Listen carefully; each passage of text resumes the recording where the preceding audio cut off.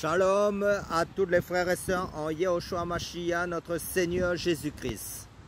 Je suis le frère CL de l'île de la Réunion. Je suis docteur enseignant de la parole de Dieu en Yehoshua Mashiach, notre Seigneur Jésus-Christ.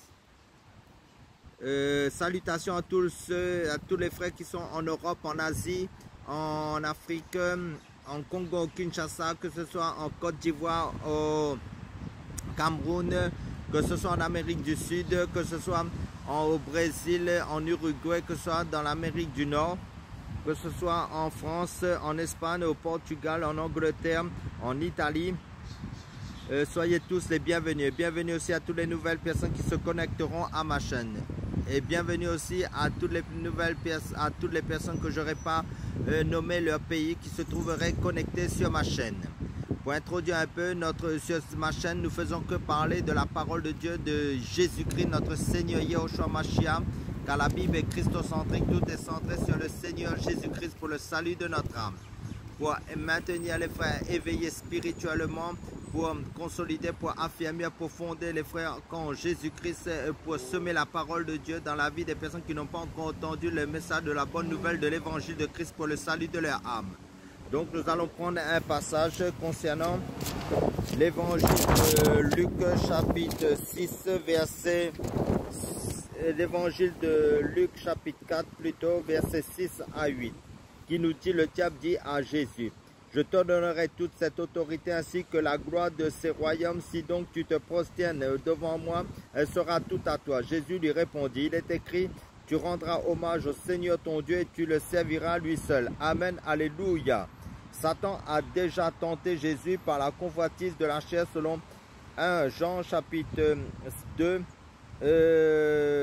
verset 16. Mais Jésus a été victorieux, contrairement à nos premiers parents qui est Adam et Ève, qui ont chuté.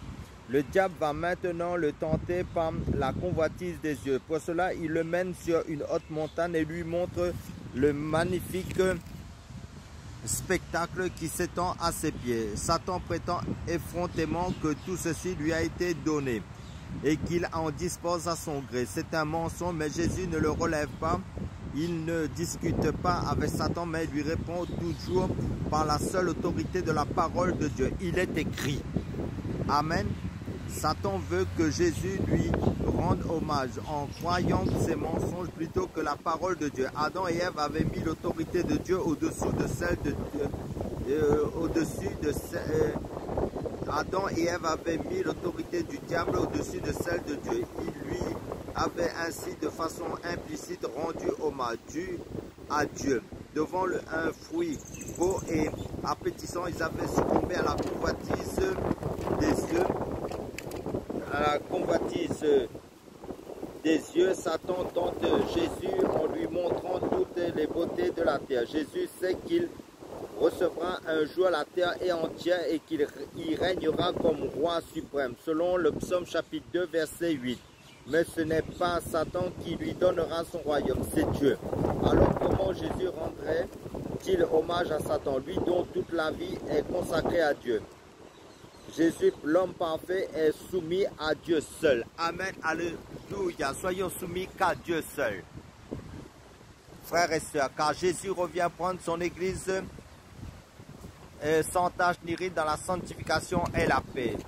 Obéissons plutôt à Dieu plutôt qu'à l'ennemi, car Jésus-Christ est notre Dieu, notre roi des rois, notre Seigneur des seigneurs, notre Dieu. Amen. Soyez tous bénis.